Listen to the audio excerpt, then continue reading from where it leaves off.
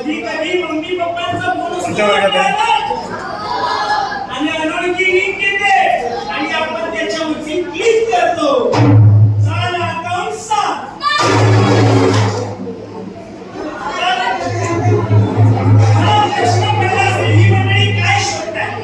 ही लोक काय म्हणतात?